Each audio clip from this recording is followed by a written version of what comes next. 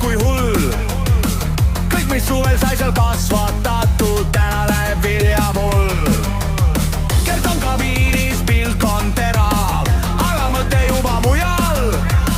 Kui see viimane triip saab vööndud, siis on õhtu oma kohal.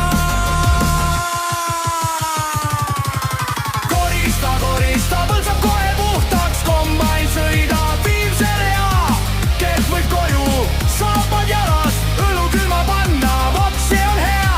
Korista, vilja pääseb läbi, päike vajub metsa taha. Kui on põld nüüd kombainiga tehtud, Kert saab koju õlut jooma minna.